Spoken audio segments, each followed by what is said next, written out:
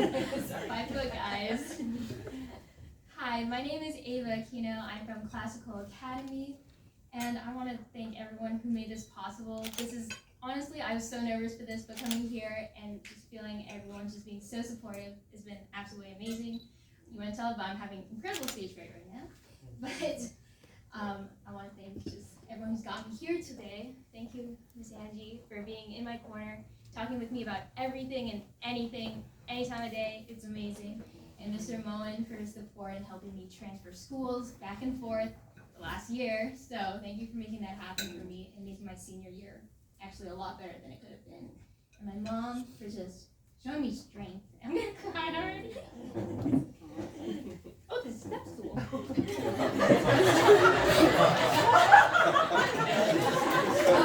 guys. Okay, game on now.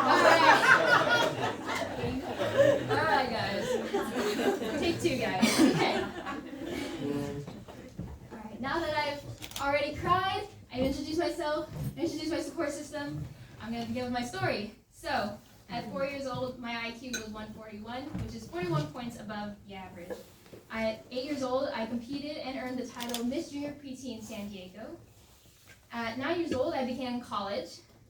At 10, I competed at the national level and was the only contestant to win a perfect score on the interview stage. All through middle school, I continued earning award after award for academics, athletics, and character.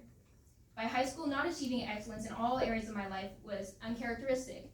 I was a varsity swimmer as a freshman, and I was recruited from the swim team to be the starting sprinter for the water polo team, which isn't a sport I would have ordinarily done. But I realize now that fear and public humiliation were good teachers. And my father knew this, and he taught me and my sister well.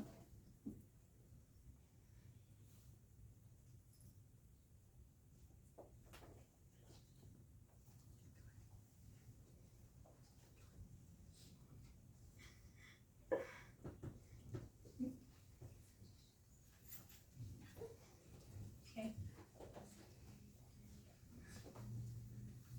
Thank you. Earning his love was a moving target. Upon recognizing his abuse,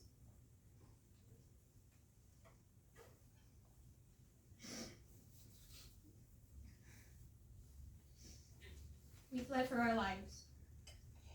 We went no contact. We filed a restraining order. But despite this, the court mandated reunification through conjoint therapy.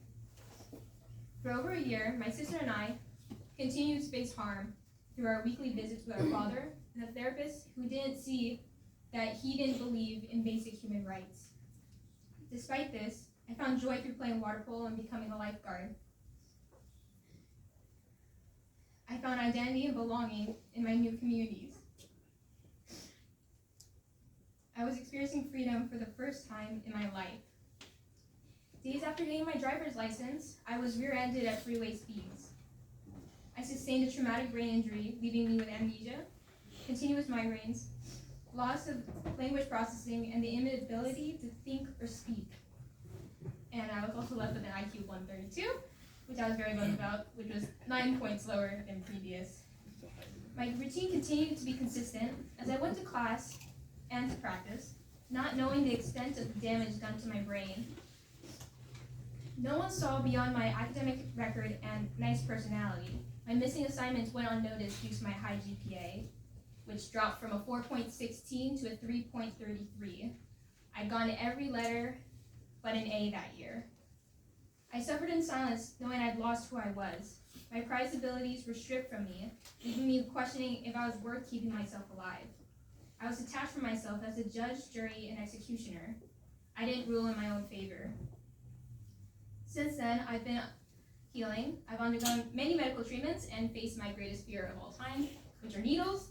All the treatments involve needles and closed spaces. A lot of MRIs. Don't like those. One treatment included repeated alternating stabs and shocks for the sake of modern medicine. You can imagine how great that felt.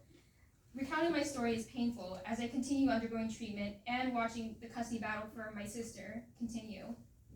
But I'm optimistic that this truer and more authentic version of myself will find her place in the world. I have hope for a better life as I now have a 4.0 GPA again. I've relearned to drive. I've been cleared to return to work as a lifeguard.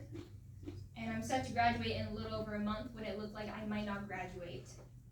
I've been accepted to the colleges I've applied to, as well as their honor programs with their highest merit scholarships. Having suffered invisibly, I want to pursue a doctorate in clinical psychology, specializing in twice exceptionalism, to ensure advocacy for children whose giftedness and disabilities cause them to be overlooked and ignored. Thank you so much for your time.